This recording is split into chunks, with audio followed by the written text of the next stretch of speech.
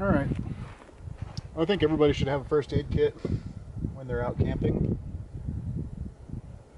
Mine is everything that I think I can put to use if I need to. There's a lot of specialty things that I keep in here because it's my one main first aid kit. I've got a small first aid kit that I carry in my backpack to work. We got another small kit that's more like a trauma kit that I just keep in my car with a tourniquet and some gauze and some quick clot and things like that, just in case I'm the first one on scene to an accident and I need to help. But this one is my most comprehensive kit, and I'll go over some of the things that are in here and talk to you a little bit about it. One of the first things that I did was try and label everything with crosses on the side, and even on the front, emergency first aid kit, dial 911. In an emergency situation, people lose their minds. So if something happens and I'm not the one grabbing the kit, I can tell somebody else, grab the first aid kit. If they see this and they can't tell that it's a first aid kit, there's probably not going to be much use in the situation anyways, but most people would be able to see this and tell, at least from the red crosses or even from the writing on it, that it is a first aid kit. I've seen people forget what to do when there's an accident. So dial 911 right on top of the box. That might be enough to get somebody to snap out of their confusion of being in a traumatic situation, and they'll remember, oh yeah, dial 911. So right away, dial 911 first aid kit. Pretty simple to open. I even labeled the latches on the front, pulled out to open. Most people should be able to figure that out. Right here in the top, I'll talk about this in a minute. Got a basic first aid guide. We've got some antacids because being sick's never good. It's always nice to have some antacids on you. This is actually B12. I've been taking antacids long enough that it's starting to affect the rest of my gut, and my body's not making as much B12 as it used to. So there's days where I just feel like I have no energy, and I'll do a B12 shot every once in a while. I try to only do about 2 a month and spread them out about a week at a time, but it helps out a lot. It gets me back to feeling 100%. Alright, we've got a patient tag in case you have to help somebody and move on to a different victim. You can tag them with what happened, what you did, the time, the name, what else you know, things like that. A couple other little things that I keep in top. Got a few pairs of gloves, a pack of band-aids and butterfly closures. So there's a bunch of different kinds in there. You know, one of the things that I can see myself using this for most of the time is just scrapes and cuts and things like that. So having band-aids somewhere easily accessible right on top helps out. And I also try to label everything so that if somebody else has to get this either to help me out or I'm not available or whatever, they should be able to tell where things are. Got some liquid skin here. It's good for closing up things like, you know, scalpel cuts or something that you can't really put a band-aid on. And then I've also got some 5-minute, which in a really bad situation you can definitely put some 5-minute on your skin and it'll close something up. It's not the best thing, but it will work. I've used it before. So I like to just keep it around just in case.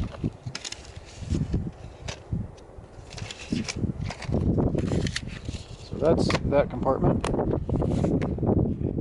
This one over here on this side, got some more quick grab kind of items.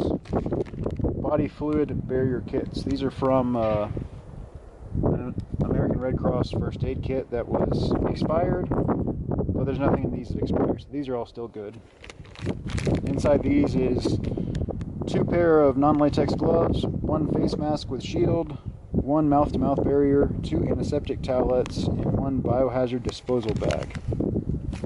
So these are the kind of things you hand out to people if they're helping on a scene where they're dealing with a lot of blood and body fluids and unknown people. You don't know what diseases they might have. You want to make sure that you're keeping yourself clean and sterile, and that you're not spreading things from one patient to another.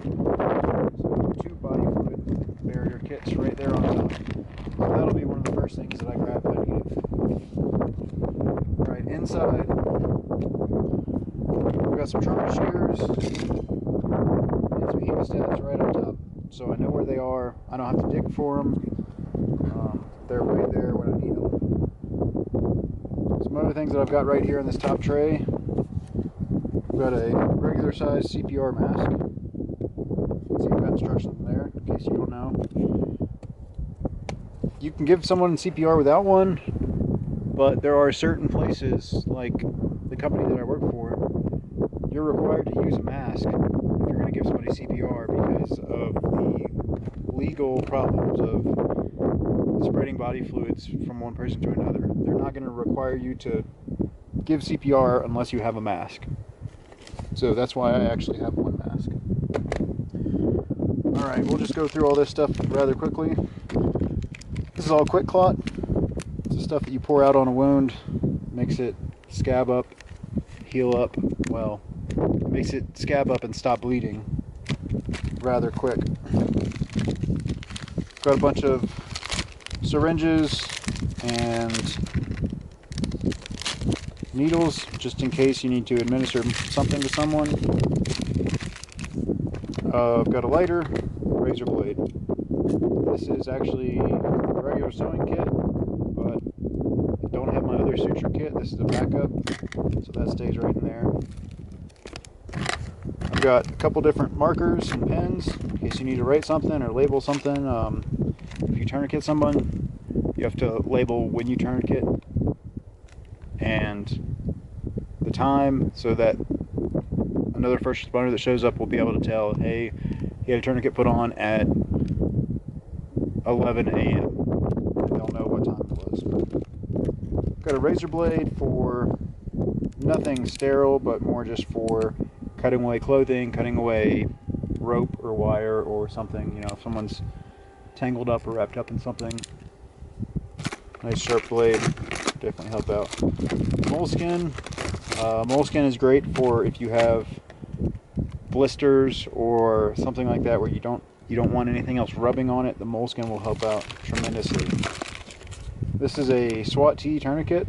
It's pretty much a giant rubber band, and it's not the best tourniquet, but it will work on children. You know, smaller appendages, you're not going to get a regular tourniquet to work on them, so it will work on kids, and it will also work on animals. So if your dog gets hurt or is, you know, something happened where he's bleeding out through a leg, this thing will work in place of a regular tourniquet that won't. So it's good to have those around. Some more triangle bandages, some basic Aleve painkiller just to help out. Got some burn gel, just lidocaine, 4% gel. Box of prep pads in case you need to clean up a wound or clean up a site for an injection or an IV or something like that. Alcohol prep pads. Got some wraps, some some of the self-adhesive wraps, some regular ACE bandages, lots of tape, clear tape, cotton tape, regular sports tape, all those things. And then I've got a headlamp with batteries right here, right on top. I know where it is. Terrible things usually don't happen in the daytime. They usually happen when you're not expecting it, at dusk and dawn and things like that. So headlamp will definitely help out. All this comes out of the way. All right, and here I've got a regular cat tourniquet. Open it up, put it on, pull it tight, spin it tighter, close it, and then you can even time it on there. And here I've got some saline flush syringes that are already pre-filled, sterile, and then some 18 gauge hypodermic needles, which are really big for needles, but they're a great size for flushing out wounds. So if you get a stab wound or a cut and you need to flush it out, You know, you could just use just the syringe with the open tip on it, or if you need to, you can put a needle on there and flush it out with a needle. Clean out debris or anything else like that. And then the flush syringes are also something you need to flush out IV lines and things like that. So there are those two things. Over here on the side, I've got some 91% isopropyl alcohol for cleaning, some iodine also for cleaning. This is some other things that might expire soon, but for right now they're still within their dates. Got packs of iodine and gauze just for cleaning.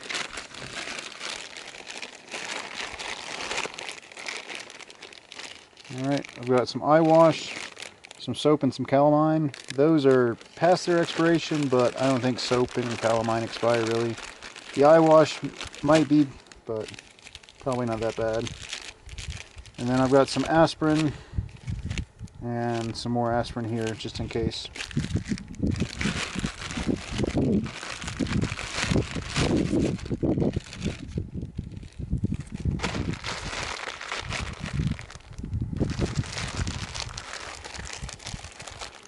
And all that stuff labeled on here also.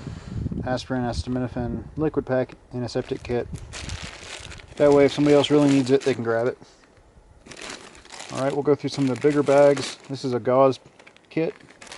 It's got different sizes of gauze, rolls of gauze, pads of gauze, large pads.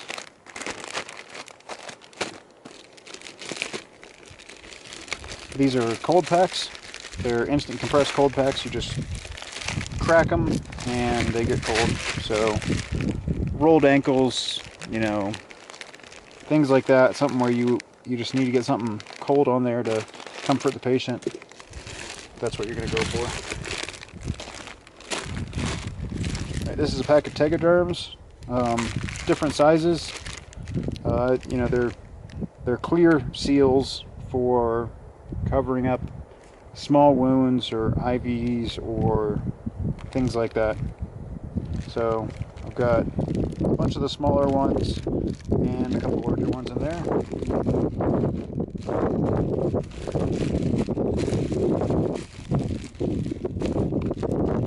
Over here I've got a SAM split,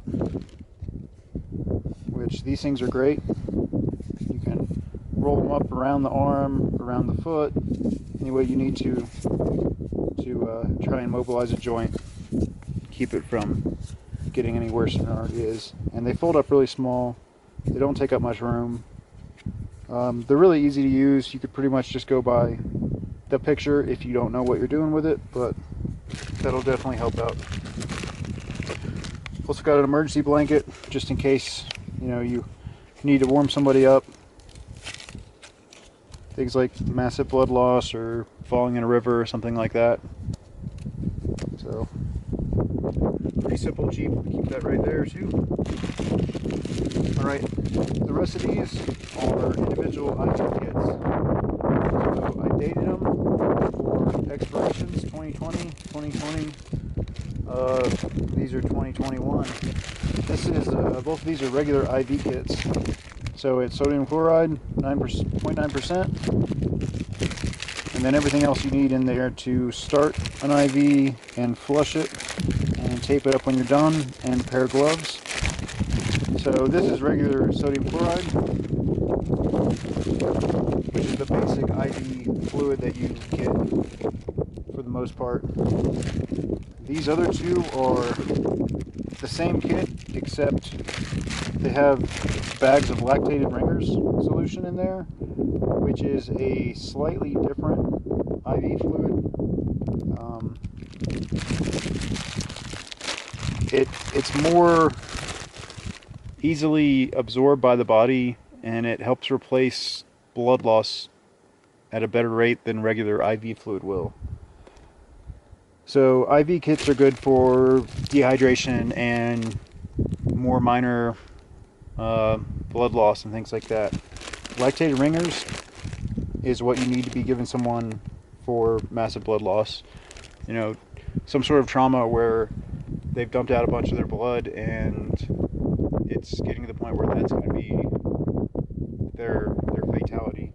Lactated riggers will get into their system and stabilize them quicker than regular IV fluid will. But if it's just something like dehydration, if you find someone that's been out hiking or out in the sun or some kind of crazy instance where they just don't have any fluid in their body and they feel like they're passing out or they are passing out, the quickest way to get someone rehydrated is to get them to drink water.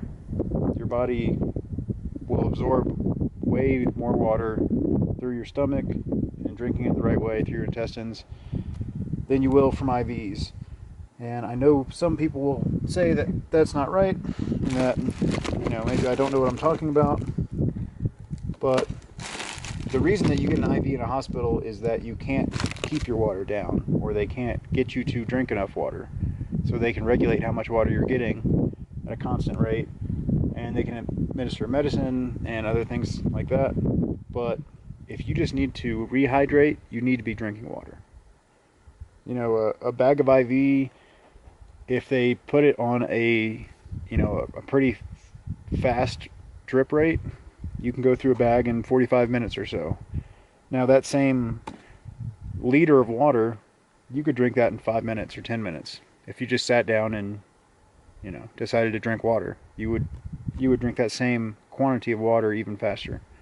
The sodium helps out. It does help you absorb it better, but you could eat something little and drink a whole bunch of water all at once, and your body would do better faster than it would from an IV. So IVs are more for if you can't get someone to hold down water, say they're sick or they're not conscious, or some other case where they just can't have orally administered water, then they will have to get it intravenously. So that is my basic first aid kit. It's got all the simple things that you need for cuts and scrapes and things like that, and it's got a couple more serious things, tourniquets and things like that, in case something happens and me or someone else has to be the one to do something. Then hopefully there's enough stuff in here to make a difference. Where we're at right now, we're probably an hour and 20 minutes from the closest hospital, and it is a rural hospital, so they won't handle anything major anyways. They'll do basic emergency room things, but if it's something really terrible, you're gonna have to go even further away. So that would be about an hour and 20-minute drive. There is a helipad at a ranger station that's about another 25 minutes from here. So worst case scenario, if something happened, they would have to notify someone to fly out here and pick you up, and even that would be 25 minutes away driving out there, plus the time of calling in a helicopter and getting them out here. So, say something bad happens at camp, the quickest would probably be still around 45 minutes to an hour and a half to get you somewhere that might be able to help. So that's why I keep this around. Usually it's at home, but I bring it out camping too.